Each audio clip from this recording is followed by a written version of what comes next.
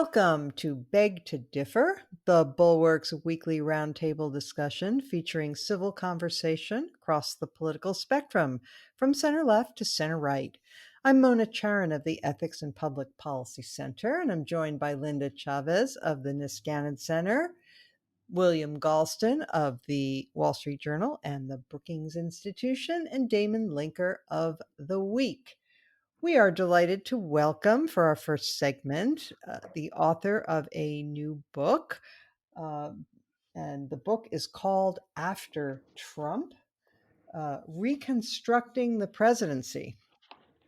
And Jack Goldsmith is our guest. Welcome. Thank you very much for having me. You are a Harvard Law School professor and co-founder of the Lawfare blog. Before we get into the meat of the book, and congratulations on this book, it's quite an impressive accomplishment. You go into a tremendous amount of history and careful evaluation of all these possible reforms that the country can do with a new president if we get one, if and when we get one. But why don't you tell us just a little bit about you and Bob Bauer, because I guess you tend to be from different ideological points of view. Right. So my co-author on the book is Bob Bauer. He was Barack Obama's White House counsel. I served in the Justice Department in the Bush administration, and Bob and I don't agree on all things political, probably more than we realize. We didn't talk politics too much in writing this book. But we both have a lot of experience with how the presidency runs and how the executive branch works. And about 18 months ago, we thought it would be useful for the country, basically, for us to sit down and try to think about what we've learned from the Trump presidency, but make it forward-looking in terms of what types of reforms are needed to the presidency after he's gone from the scene. And the aim was to try to reach consensus as much as we could, to have as many arguments as we could. We basically ended up agreeing on almost everything. We air one disagreement in the book, but on the whole, we're, I guess, kind of a political odd couple, but trying to reach a consensus on how to think about executive power. Right. Now, you devote a lot of time to the investigations that were launched against Trump, the Mueller investigation, and so forth. And you say that one of the reasons that they were so controversial is that the law was underdeveloped or unclear. So let's start with that. What do you think went wrong with the Mueller investigation, and how do you propose to fix it? So there are a lot of problems, and many of them were identified in Michael Horowitz, the Inspector General of the Department of Justice, when he, in his 4 or 5 reports on both the investigation of the Hillary Clinton email matter and his investigation of the various elements of the FBI investigation of the Trump campaign. So I'll just list a few, and then I'll also talk about the ones that arose in the context of the Mueller investigation. So there's practically no guidance in the FBI on when and under what circumstances and under what legal theory a criminal investigation can be opened up against the president for obstruction of justice, or a counterintelligence investigation can be opened up against the president. This is a fundamental matter. It's actually a very hard issue. And it was basically decided by the FBI without much input from the Justice Department. And that's just one example where we think the lines of authority need to be clarified. That's a call in any administration. That's a call we think the Attorney General should make. And we think that the law and the criteria for doing that should be enhanced. We think that things like the 60-day rule that says that's a kind of soft norm in the Justice Department that says that investigation information won't be announced that affects a campaign won't be announced within 60 days of the campaign. And of course, there was some controversy about that with Director Comey's very late reopening of the investigation and discussion of that.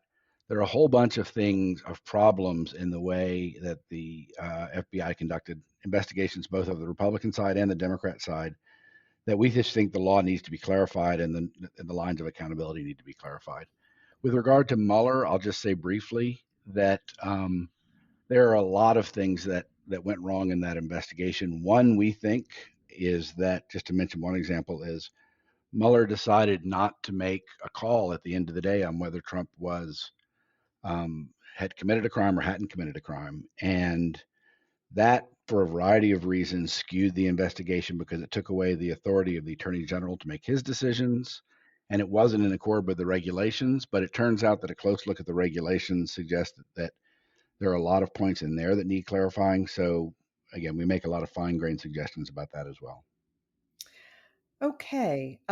So one of the things that you say is that the Congress is not the right venue for investigating the executive branch. And I'm wondering why you think that. I mean, I'm looking now at page 177, and you say, absent an aggressive investigation using the full array of evidence gathering techniques that only a prosecutor with full Justice Department backing possesses, would an investigation really be possible?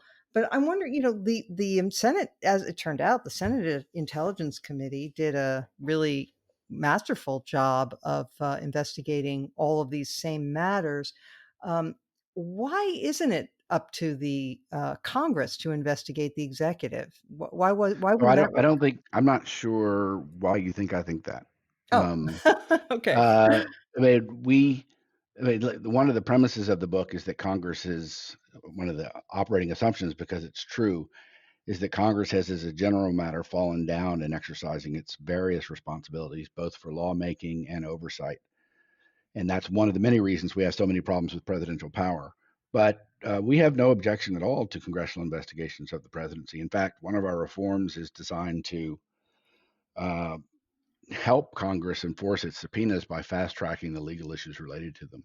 Right. I was So, just going to ask you about that because one of the things that happened during the Trump years is that they just flagrantly ignored congressional subpoenas, sort of on a blanket basis. And you do have a reform that would fix that, right? well, I'm not sure it would fix it. It would help to deal with it. I mean, there's a long tradition of executive branches ignoring congressional subpoenas. And the Trump administration was certainly more aggressive rhetorically, and the consequences, at least, and maybe in fact, and the consequences were more consequential. I agree with that. The main reform is basically to fast track the subpoena power so that the president can't run out the clock by challenging the subpoena in court and have quicker judicial resolutions of Hmm. these Hmm. of these separation of powers disputes. But as we point out, that's not necessarily a winning strategy for Congress. It might be the case that it actually, especially before the current Supreme Court, loses in these separation of powers battles. Congress has lots of other tools to deploy, and it's basically gotten out of the habit of deploying them. But that is one reform that we propose. So one of the things that you identify has, some of the problems that you're talking about in this book are kind of long standing or have built up over decades, but some of them are specific to the Trump era, and one of those is his financial conflicts of interest. And you have some incredible little details in here, like I love this one. Trump visited his golf properties at least 245 times. Actually, there's a new report out by Crew, Citizens for Responsibility and Ethics in Washington. So they have the new data that since the publication of your book, it's now up to 300 visits. Right. I think elsewhere in the book, you say it's 1 out of every 3 days in office he has spent at one of his properties. And of course, with all of his security detail and his other, factotums in tow, all spending money at Trump properties. Right. Um,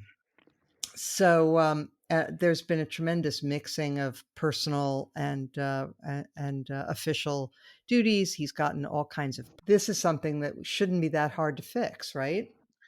Well, it shouldn't be hard to fix in the following sense. This is behavior that defies norms that presidents of both parties have adhered to going back to Watergate, and that even Trump, before he began to defy them, he admitted that there was a norm against mixing his business interests with his public interests. We do think that this is one of the easiest to fix in terms of politically easiest. The Democrats are already talking about ways to do it, and there's no reason that at least some Republicans should be against this once Trump is not in office. How to do it? There are different ways to do it. We basically propose that the president be barred from any involvement in any of his businesses, formal or informal, and that he has to warrant that to the Congress on pain of criminal penalty.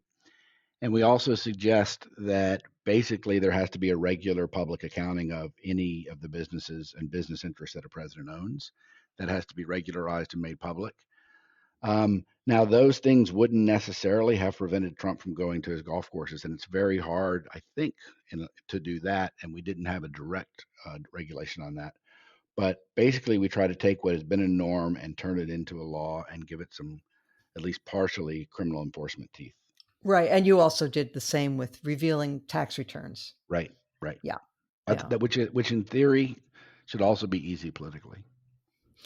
Yes, one would think. Okay. Now, the other there's one part of this that did confuse me, and maybe I was skimming too fast, but you did talk about reforms to the pardon power. So the pardon power, the reason this comes up obviously is that not only has Trump used it in a promiscuous way to pay off friends and so forth, but he has also threatened to self pardon. Um, and so you talk about legislation to limit the pardon power, but can you explain that to me? Because this is a power that's in the Constitution, and you explicitly say you're not talking about amending the Constitution. So explain how that would be possible. Sure. So the president's pardon power is, as you say, expressly mentioned in Article 2, and it's one of the broadest powers that a president possesses. And the Supreme Court has spoken of it in very broad terms, but it's not true that it's a limitless power. And we believe that consistent with prior cases, and let me say one more thing before I talk about the reforms, most of the abuses that Trump has committed aren't regulable. I mean, the president can, under current law, issue pardons for political reasons and for political opportunities. And Trump has done that. And I suspect he'll do that a lot more if he loses the election during the transition. So we're not suggesting that the pardon power can be fundamentally transformed by statute. We do think that there are two important abusive applications of the pardon power where Congress can make a difference. One is, and this has come up during the Trump presidency, the president's use of the pardon power as part of a bribe or obstruction of justice in connection with an ongoing case. And as we explain in the book, we think it's pretty clear that Congress couldn't stop the president, say, from pardoning someone in exchange for that person not testifying against the president in court. The president probably couldn't directly stop the president from doing that, but Congress could make that act, that bribe or that obstruction of justice, a separate crime. And we don't believe that would be prohibited by the pardon power. The other big question is whether the president can self-pardon. This is an issue that the Constitution does not expressly address and that scholars left and right disagree about on across a whole range, yes, no, or maybe. And our only point there is that Congress has a constitutional role. Congress has a role in stating what its view of the Constitution is, and that Congress can expressly ban a self-pardon. That by itself wouldn't resolve the constitutional issue, but it might inform the judges or the Supreme Court's view of the matter when it came before it. So those are two Oh, basic abuses that Trump has threatened to do that we think can be addressed by statute. okay. Can you just talk for a minute about this Durham investigation? Because you address it in the book. It could drop any day now, violating that 60-day rule before an election or whatever that was. Yep. And you have some pretty tough things to say about the way Bill Barr has handled this. Apparently, he has violated all kinds of norms and rules of the Justice Department in the way he has conducted this thing and spoken about it. Sure. On this question, maybe more than any other, this may be a surprise, but this is an area that Barr has been most disappointing to me. So the Durham investigation is basically an investigation by a Connecticut U.S. attorney with a reputation for bipartisan credibility. He was also had a he did investigations for the Holder Justice Department. It's an investigation by him into the origins and operation of the investigation in 2016 and beyond of the Trump campaign. So it's basically an investigation of the investigators. I think, and we say in the book, that in theory, this is a legitimate thing for the Department of Justice to do, and there actually are precedents for prosecutors doing it.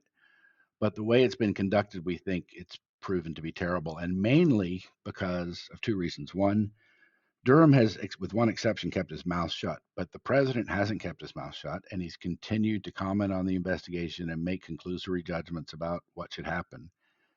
And perhaps worse, because we're used to the president doing that, Bill Barr, the attorney general, has done the same thing. He's had a running commentary about the investigation. He basically said he thinks that wrongdoing has been done. The only question is whether there's a prosecutable crime, which he's implied there might be. And these ongoing commentary about the investigation, which Barr himself has complained about in other circumstances, is a clear violation of department norms. That we actually, one of our proposals is that this be made clearer and be made more clearly applicable to the attorney general. In any event, we don't think that the Durhams of the world should be doing investigations like this. We think it's adequate for an inspector general to be making, and it would be more independent and more credible if an inspector general did this. But that's a situation where we are. Barr is acting within his authority in conducting this investigation, and it sounds like they are going to drop something before the election. You go into many, many more issues in the book. Whether presidents should investigate and or prosecute ex-presidents.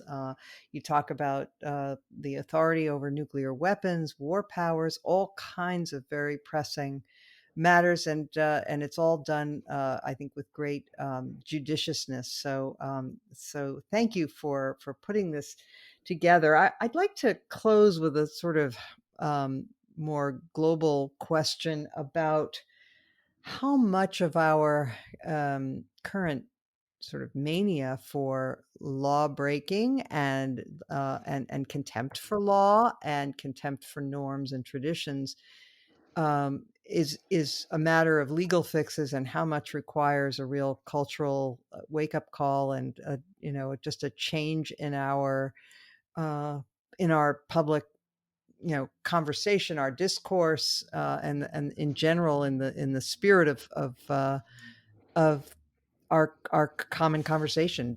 Basically, unfortunately, I think you're right that, I mean, the book is premised on the idea in part that legal fixes can institute norm changes. And I believe that's true. We've seen it done, that some of the law inspired norms that were operating during the Trump presidency worked, and it worked for a long time after the 1950s. And we think that it can make a difference if there's a period in which some of these reforms are implemented. But as we say a couple of places in the book, and as you imply, ultimately, there's no legal fix to the basic disinterest in norms and short-term interest in hard power grabs and non-interest in cooperation across the aisle, and basically breakdown in the charity with which politicians and people in Washington deal with one another. There's no quick legal fix to that. I mean, the next administration can do things, I think, to change the tone. I hope that they do. But basically, there's no legal fix for bringing the country together, and I unfortunately think that it's going to continue fragmenting for a while. Well, at least your cooperation with Bob Bauer on this project should be a model that will inspire others, I hope. Well, I hope And so too, but yeah. I'm not confident. All right. Well, thank you so much for joining us. We really appreciate it. Thank you very much for having me. Okay. Take care. All right. This week, not unlike others, has it's more than its share of news, too much news almost to absorb and cope with. And in fact, really, it's getting to the point where I'm getting a little bit overwhelmed and even a little depressed about with worry about what's going to happen in a few weeks. But in the meantime, we have had the death of Justice Ruth Bader Ginsburg last Friday night, and we are now in the midst of the debate about what to do about that.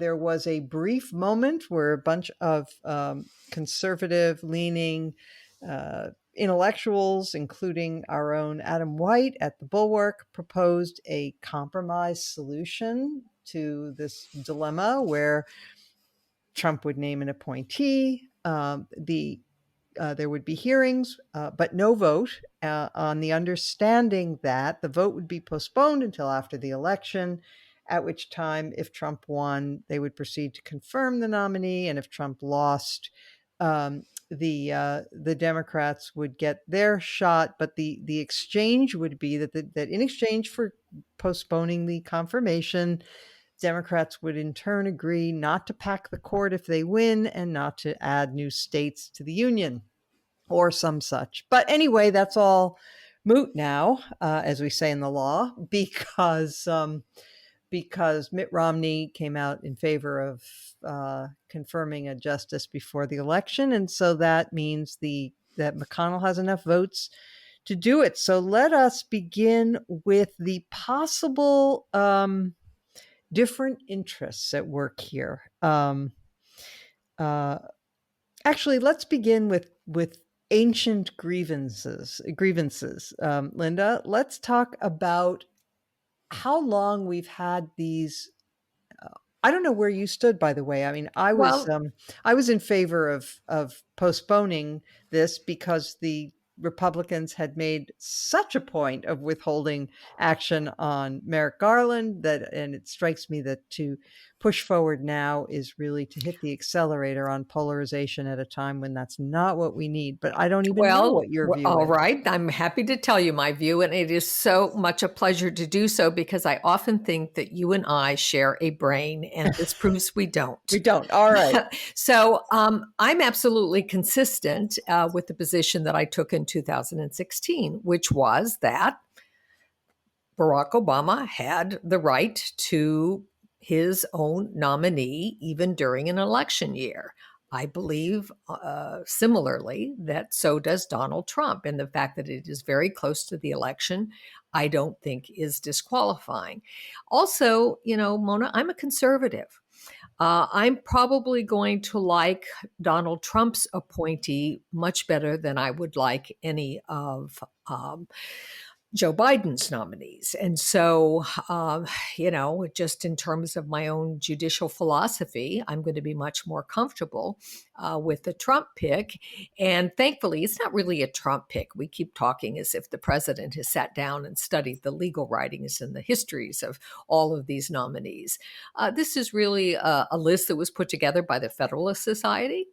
And some others within the administration. And I think the names that have been floated, certainly Amy Coney Barrett, have been out there for a while. I think she'd make a very good justice. So I beg to differ with you on withholding this nomination. Okay. Now, Damon, one could say, that of course, it's been well known during this administration that Trump has accepted the recommendations of the Federalist Society more or less wholesale.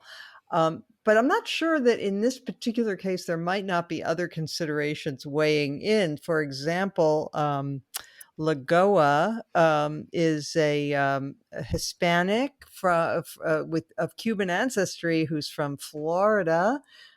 Florida is very tight right now. Could inspire turnout among Cuban Americans. I don't know. That could play a role in his choice. I suppose so. I mean, this might be one of the first times I've ever heard a Supreme Court choice talked about in that kind of term. Like, we barely believe that who you pick for a vice president makes any difference anymore, let alone like Yeah. he picks a Supreme Court justice who could sit on the court for as one of 9 for 40 years so that he can win Florida. That would be a truly bizarre way to choose a justice. But there have been crazier things in this presidency, so I suppose he could.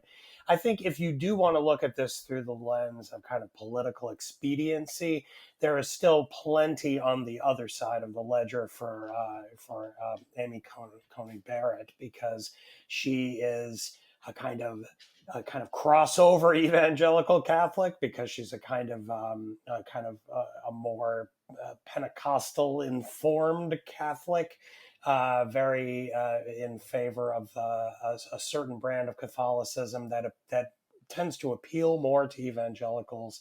She's very conservative, and so will definitely make the religious right extremely happy.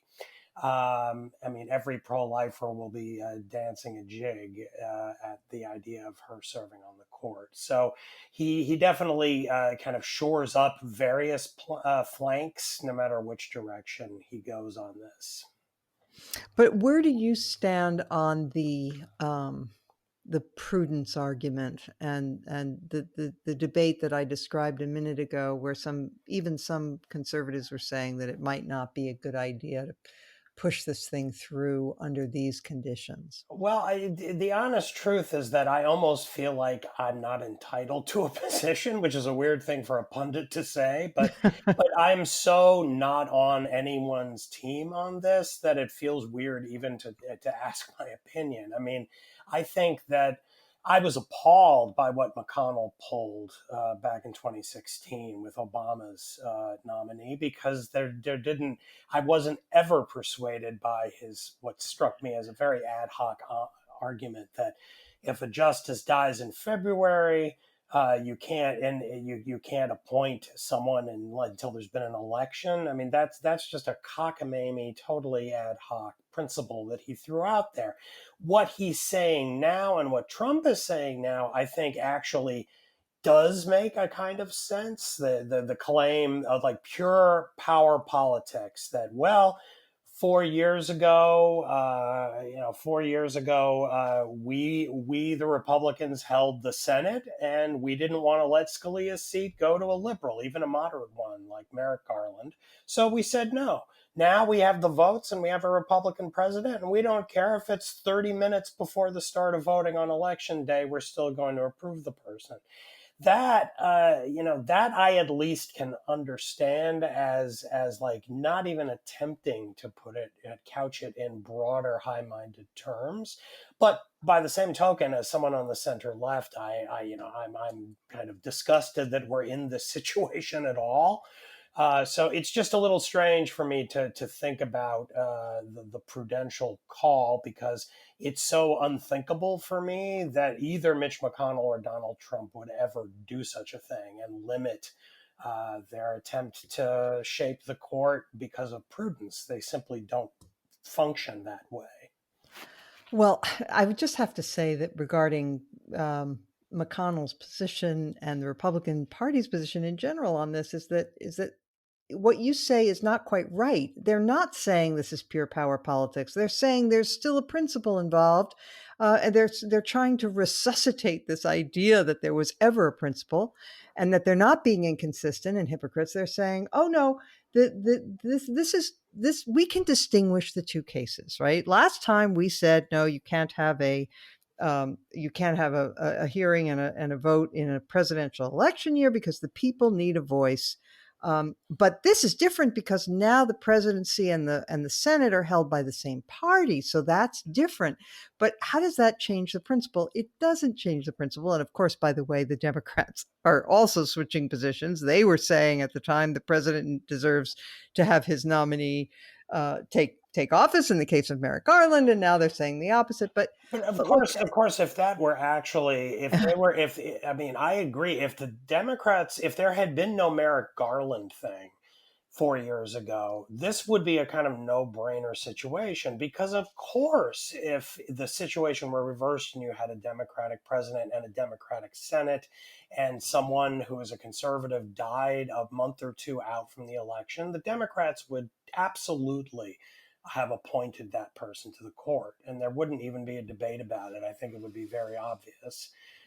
But it's because it's in the wake of what I think, again, was the more appalling case yeah. in 2016. The Democrats are now pulling their hair out for understandable reasons. Right. So Bill, do you get the sense that this is really going to be a radicalizing thing for Democrats, that they are now going to think, well, Even though Joe Biden was opposed to the idea of ending the filibuster, opposed to the idea of packing the court, that there might be pressure now from his own party to move on those kinds of things. That's absolutely right, Mona, and that's what I wrote in my Wall Street Journal column for this week, uh, which earned me an unprecedented amount of abuse. Uh, I mean, I on my own came up with a proposal identical to Adam White's, Yeah. and I was talking to Adam's boss at AEI, Yuval Levin, Uh-huh. who told me about this. So of course, I cited Adam's piece in mine. I continue to believe that some compromise along those lines, not for legal reasons, but for political reasons, would have been much better for the country than what we're ending up with. Uh, there is no question about the fact that this is going to ratchet up the pressure on Biden in advance of the election to endorse a court expanding strategy, and after the election, if he becomes president, to move forward on that. I think he will resist that pressure as long as he can, but it's going to be much harder for him than if none of this had ever happened. Yeah, and there is this pressure, this sense of tit for tat, and you did this, and and therefore we must respond.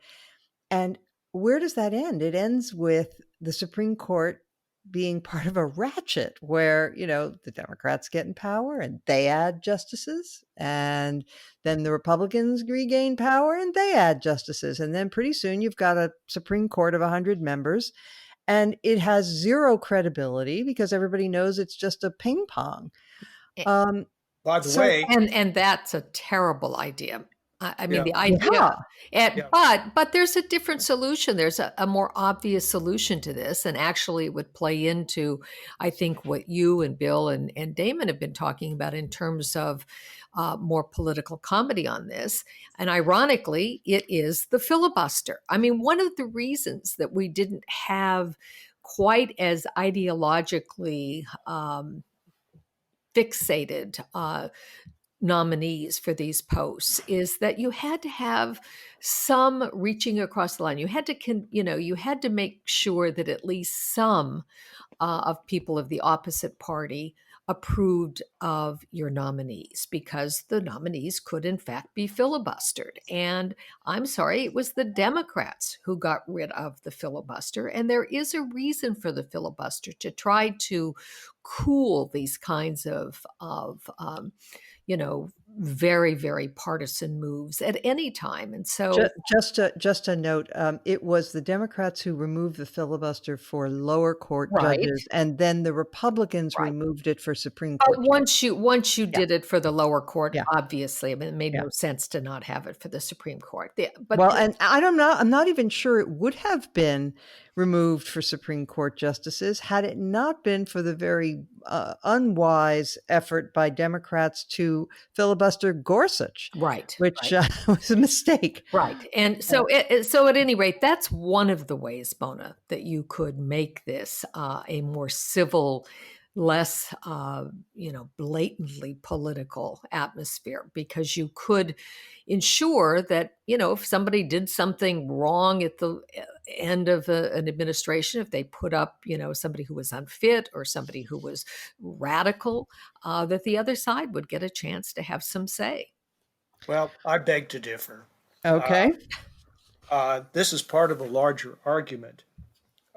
Linda's just articulated the classic argument in favor of the filibuster. Unfortunately, it's been a long time since it's actually functioned that way. It has functioned more as a blockade than as a compromise promoter. And that's true for both legislation and appointments. And does that mean I'm necessarily in favor of getting rid of it? Not necessarily, but we ought to face facts. And a fact is that in these polarized times, not even the filibuster has created pressure for compromise strong enough to overcome the underlying forces of polarization. That's just the way it is. And it's one of the many costly consequences of this drift into Hatfield and McCoy politics. Can I just point out that though he has taken a lot of justified ridicule and abuse this week, Lindsey Graham, that is, for having said on tape in 2018, hold me to this. We will not confirm a justice if they come up in the last year of Trump's term, and so on. Okay, fine. So he deserves all that, but he, it should be noted, along with other Republicans, voted in favor of Elena Kagan, in favor of Sonia Sotomayor. There were Republicans who were joining Democrats in voting for their nominees much later in the process than the reverse. I'll just point that out. Which raises interesting questions about the whole claim that it was the Bork controversy that made it impossible to preserve comedy in court nominations. Because that's years true. and years after the Bork nomination, relatively uncontroversial nominations were going through. Scalia's was relatively uncontroversial. Well, that preceded Bork. Fair enough, but but yes, Clarence Thomas got 11 Democratic votes, which is interesting. He joined 41 Republicans. The Senate was controlled by Democrats when Thomas was confirmed. But there were political complications there too. But doesn't that lend some credibility to the idea that whatever the origins of the current impasse on the judiciary may be, that simply tracing it to the Bork controversy is an analytical mistake? Well, I mean, these things are hard to trace. And I would argue that long after the Bork thing, we did see the kind of cynical effort by the Democrats. And, it's funny, I'm going after the Democrats here, and I'm actually one of the people who wanted to give them something this week. But look, they blocked the elevation of Miguel Estrada to the Second Circuit, to the DC Circuit rather, in 2007, explicitly because he was a talented Hispanic, and they were worried that Bush was grooming him for the Supreme Court. Guilty as charged. That kind of thing, that really engendered a lot of bitter feelings. Well, we're acting so. Mona, we're acting a little bit here like politics never plays a role in selection for the Supreme Court, and shouldn't, when in fact, of course it does. I mean, that is one of the consequences of elections. Well, that's true. All right. Look, let's do just a word or two on what the possible... Look, when this news first broke, I thought this would be... worried about what it would do to the sort of the polarization that's already so white hot in this country. But also, I suspected at first that it would be a help to Trump's reelection, just as Kavanaugh arguably helped him keep a couple Senate seats in 2018. But I've come to not be so sure about that now. Damon, do you have any views about that? I tend to assume that these court fights do help Republicans more than Democrats. Now, you wouldn't know that by hanging out on Twitter and looking at liberal journalists go absolutely apoplectic this week about everything. But, there's a reason why, even with the Merrick Garland thing in the background, that the court was barely mentioned at the DNC in 2016. Hillary Clinton barely mentioned it, if she even mentioned it, in the 3 debates. It was that the court didn't come up in the entire DNC this year. There is polling that shows that the kind of rank and file Democrats do not rank the court high on lists of things that matter very much.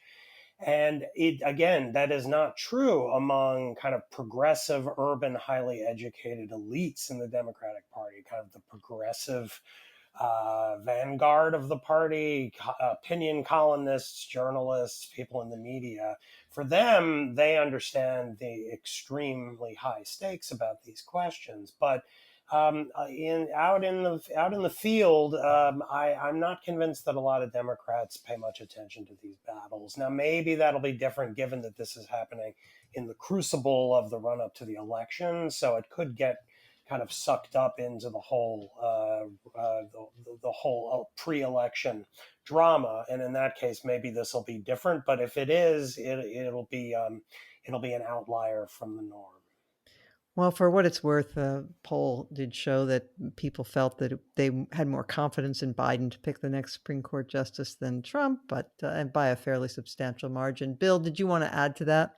I did, and I'm sorry to keep on footnoting myself, but in my column this week for the Wall Street Journal, I rounded up a lot of very recent survey evidence suggesting that the rank and file Democrats, not just progressives on the coasts, have responded very strongly to the Supreme Court controversy, that significantly more Democrats now rate it higher up as an issue than they did before the controversy began, and that more Democrats than Republicans say that it will make a difference in their vote. So take that for what it's worth, but it's not clear to me that when it comes to filling Ruth Bader Ginsburg's seat, that the past is necessarily prologue. She has personalized it in a Yeah. way that a more anonymous justice would not have. Right. And there's one more wild card, which is the court is scheduled to hear argument about the Affordable Care Act November 9th. A lot of people are not aware that the administration is arguing that the act be invalidated. And that may come up in the next 6 weeks. So that's another It's already aspect of coming it. up. Yeah. That's the centerpiece of the Democratic argument. Right. So it's a jump ball. It's hard to tell. All right.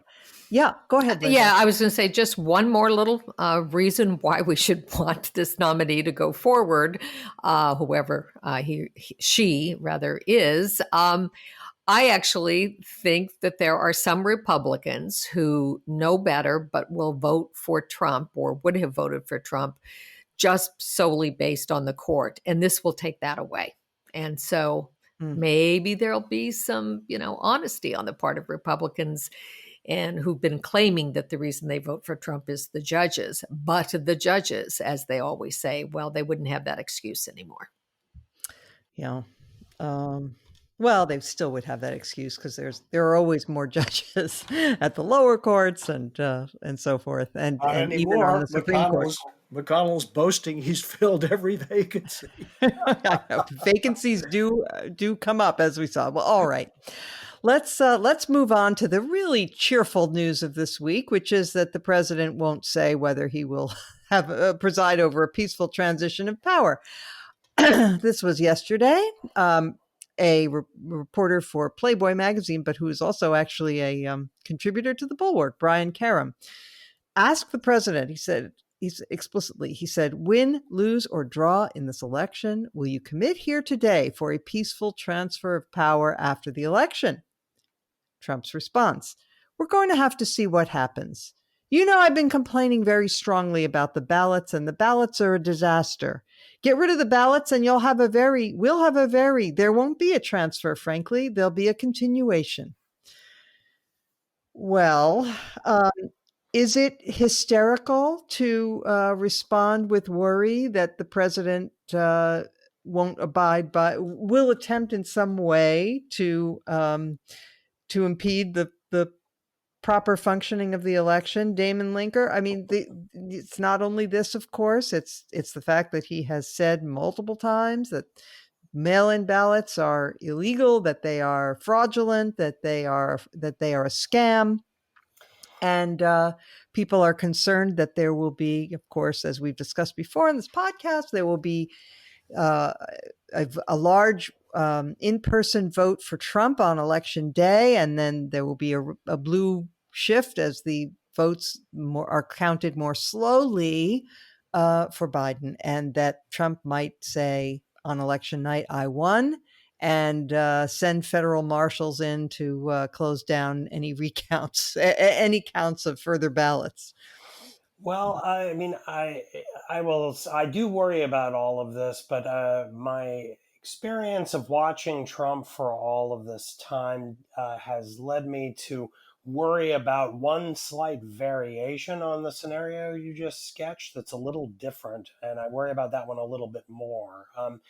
The scenario you just sketched, and that is in there's a big brand new cover story in the Atlantic by Barton Gellman that kind of sketches out various ways that Trump might try to kind of, seize power and institute a coup by getting, electors in states to get appointed independently from whatever the mail-in vote tally is showing. I think that gives, I think, uh, Trump more credit than he deserves at being able to act like an authoritarian. I think, other than acting like one on Twitter, he's not very good at it when it comes to actually the rubber meeting the road. So I worry about that path a little bit less than something else, which is that I worry that we're going to have the Bush v. Gore scenario between election day and then early December dissolve into total chaos in a way that makes Bush v. Gore look like child's play. I'm really concerned that it's not that it's not going to be, I think, that Trump wins on election night with the ballots that were cast in person that day, and then it will clearly shift to Biden. What you're going to have are objections on objections on objections raised to how to count those mail in ballots. You're going to have improperly filled out ballots. You're going to have illegible signatures. You're going to have lost ballots, found ballots, mail sacks that show up unexpectedly in weird places, and then debates about whether to count them and how to count them. And judges are going to be brought in, and the media is going to point out whether the judge was appointed by a Democrat or a Republican. And all what you're going to see, or what I fear you're going to see, is this one of the last institutions that we rely on in a democracy to be perceived as above the partisan fray, as just trying to determine the fact of the matter, namely who actually won on November 3rd, that will be impossible to determine if this scenario plays out. And I don't know where that goes, frankly. It obviously can be avoided if Biden wins in a genuine landslide where it is irrefutable. He wins every battleground state by a nice margin. In that case, Trump will be totally out of luck and there'll be nothing he can do. But I do worry that it tightens at the end and we end up with like Pennsylvania, Wisconsin, Texas, Florida, Arizona, all of North Carolina, all sort of within like 2 points, and then it's Bush v. Gore times 100. Yeah. Bill, a few weeks ago, you were flagging one of the aspects of this issue when you noted that state legislatures have the power to submit their own slate of electors if they think there's a problem with the way the vote has been counted. In 3 swing states, Michigan, Wisconsin, and Pennsylvania, you have legislatures controlled by Republicans and Democratic governors. Are you worried about this? Am I worried? I've spent, since learning of the president's statement yesterday in his press conference, I've spent one of the worst 24 hours of my life. I am worried sick about American democracy. I mean, and And if you read as many of these expert analyses and scenarios as I have, uh, the venues for worry and distress just keep on multiplying. Everything that Damon said is true. And I could spend the next hour piling additional scenario upon additional scenario. Uh, and uh, and my one of my fears is that if formally it does resemble Bush v. Gore, uh, and the Supreme Court is called upon ultimately to resolve these controversies, that will just throw into even higher relief the consequences of the way the way Merrick Garland was handled, and then again, the way the latest opening has been handled. So I, I wish I could say something encouraging about this topic, but in fact, I would describe myself as almost frantic with worry about it. And let me tell you what would cheer me up.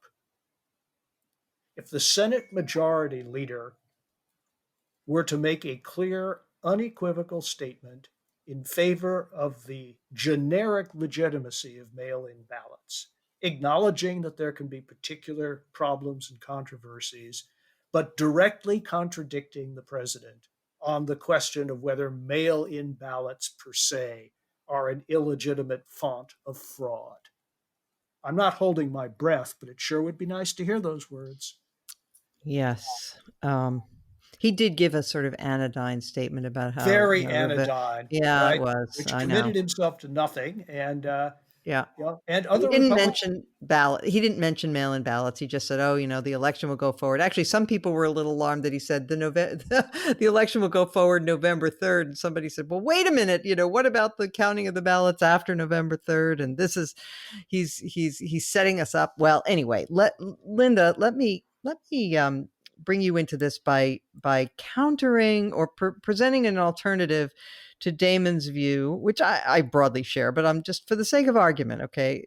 Damon says, look, Trump may have the soul of an authoritarian, but he's got the organizational skill of a 3-year-old and the attention span of a gnat, and therefore he's not really that scary. But of course, I paraphrase, and Damon, you don't have to. That was actually you don't have better to than what abide I by said.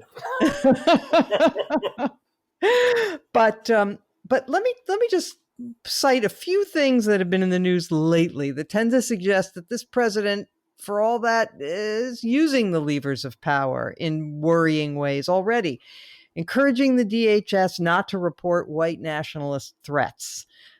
Leaning on an official in the NSC to say that the Bolton book contained classified information when it didn't.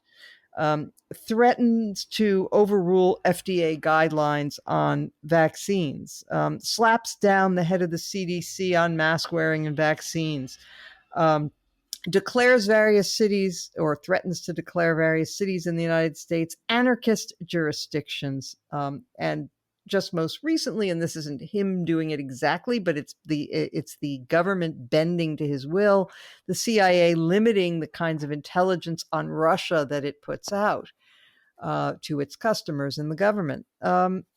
Those things don't suggest somebody who's a harmless old buffoon. Well, he is, I think, a buffoon, but he's not harmless. And we're acting as if the only person in this administration who has these authoritarian tendencies is Donald Trump. And that's just not true.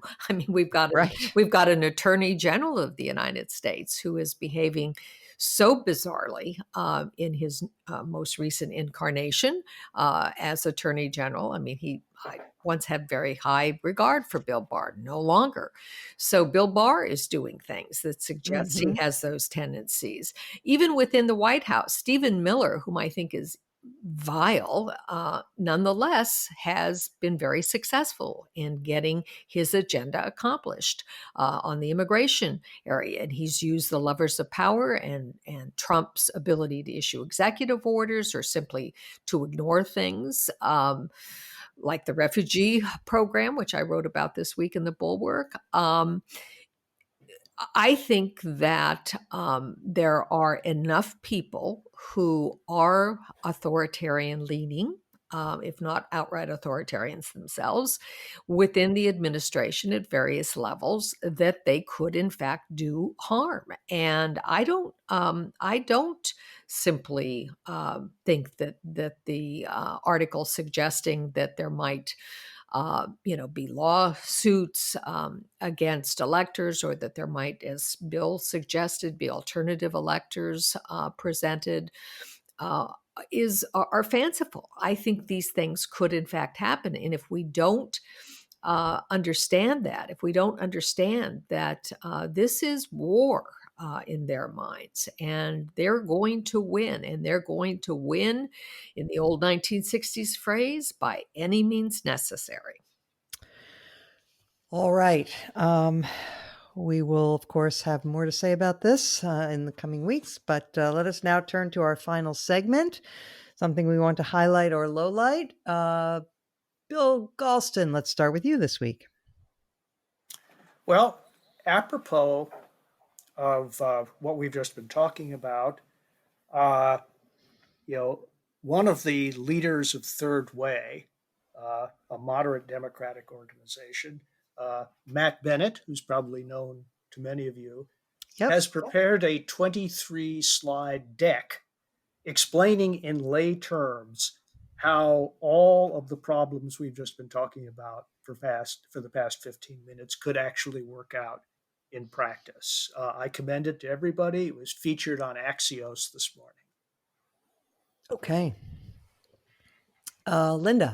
Well, I don't usually read books like Bob Woodward's Rage, but I decided to order it. And the other night, there wasn't anything on TV. So I thought, well, I'll take a look at it.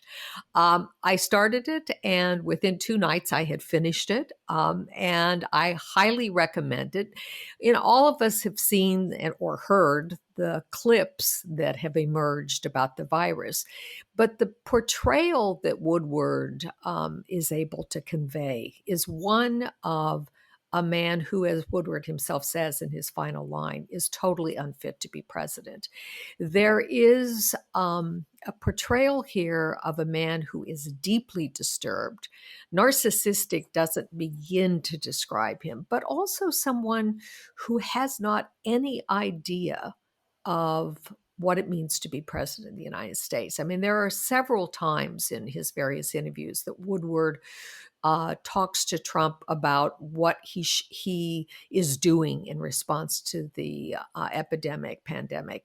And at one point, I think Woodward comes up with, these are the 14 things that, might be being done, and how are you responding to each of these?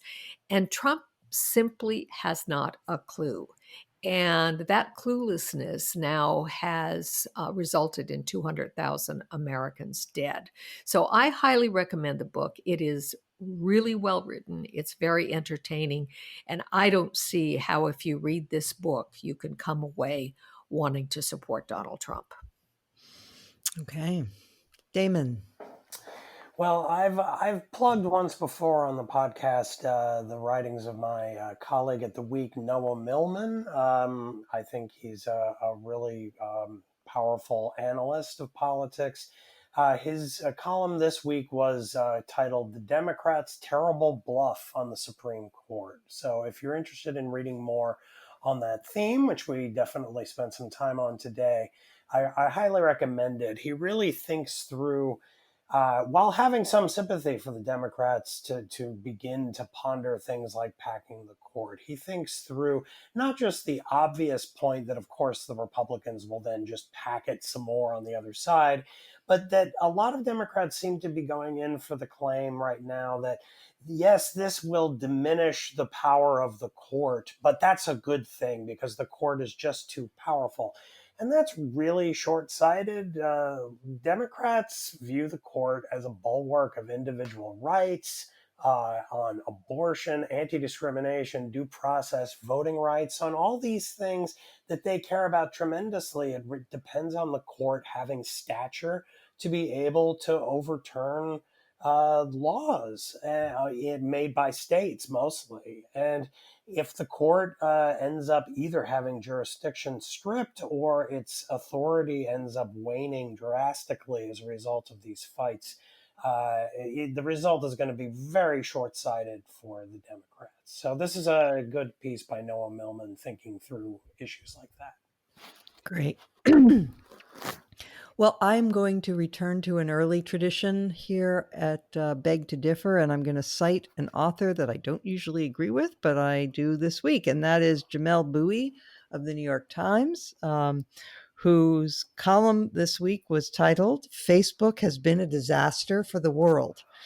And I don't normally like to go there. I think that all new technologies bring, they bring benefits and flaws, and nothing is ever all good or all bad. But Jamelle Bouie makes a good case here that Facebook has been really, it's not sort of 50-50. If you weigh it in the balance, it's more like 98 to 2% bad. And he cites examples from all over the world. It destabilizes governments. It spreads disinformation, and it encourages conspiratorial thinking. And so it's worth contemplating. And with that, we will say goodbye for this week. We will return next week as we do every week. And thank you all for listening.